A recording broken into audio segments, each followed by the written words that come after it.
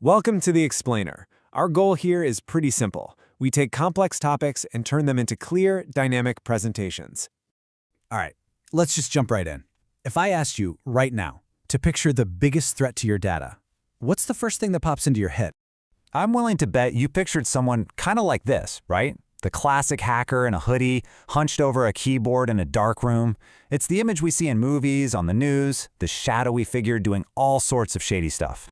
But here's the thing. The reality is so much bigger than that. That stereotype, it's just one tiny piece of a massive, really complex puzzle. The universe of threats out there is huge, and honestly, a lot of them have nothing to do with some malicious outsider trying to break in.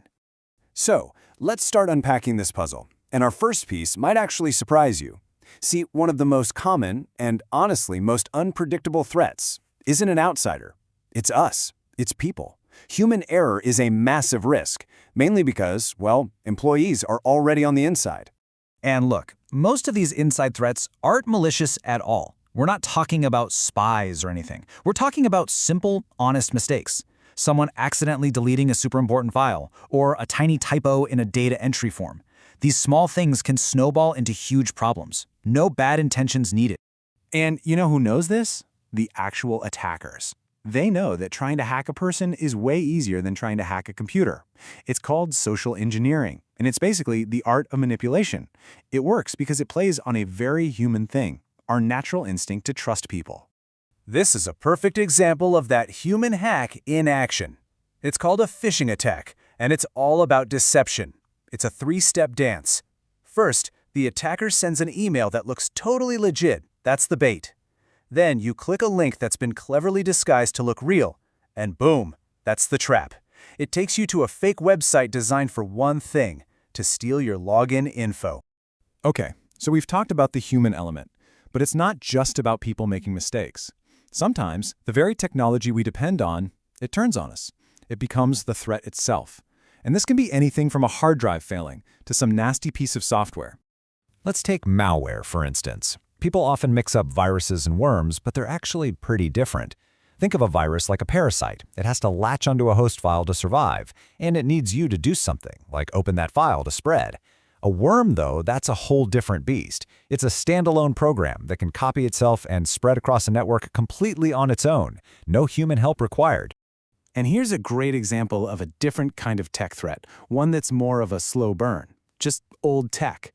Take Windows XP. It was everywhere. But when Microsoft stopped supporting it in 2014, that was it. No more security patches. So millions of systems, we're talking ATMs, utility controls, were suddenly left wide open.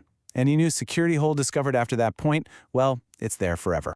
Now for something much faster and way more explosive, let's talk about ransomware. This is basically digital kidnapping. The malware gets into your system, encrypts all your important files, and then the attacker demands a ransom, usually in crypto, to give you the keys to get them back.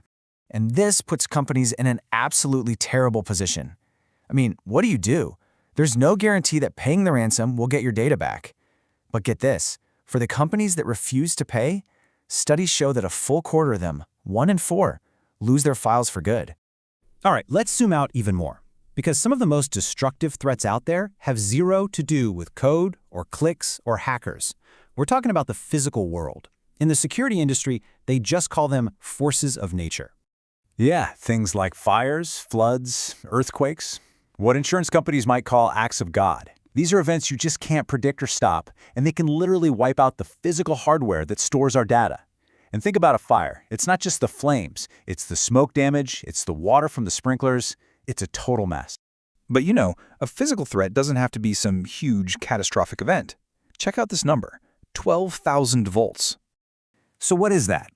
Well, that's how much static electricity you can build up just by walking across a carpet on a dry day. And that little zap is more than enough to instantly kill sensitive computer parts. It's crazy, right?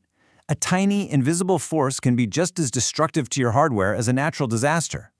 You can generate 12,000 volts, but some components can be destroyed by as little as 10. Okay, so if threats can come from literally anywhere, from people, from our own software, even from the weather, what on earth are we supposed to do? How do you protect against all of that? Well, the secret isn't trying to build a perfect wall that stops every single thing from happening. The real core principle of modern defense isn't about perfection. It's all about preparation. It's basically Murphy's Law for information security. Whatever can go wrong will go wrong. So you have to assume that things will fail, and you better have a solid plan in place for when they do. And a really effective defense is built on three main pillars, three types of plans. You've got your incident response plan. That's your playbook for what to do while the crisis is happening. Then there's the disaster recovery plan, which is all about how you get your systems back up and running after it's over. And finally, the business continuity plan. That's the big one. It's how you keep the business itself afloat, even if your main office is gone. So really, the biggest takeaway here is this. True security isn't about building some impenetrable fortress. Why? Because it just doesn't exist. It's about being resilient. It's about having a solid, tested plan for when things go wrong, not if. And that kind of leaves us with one final question to think about.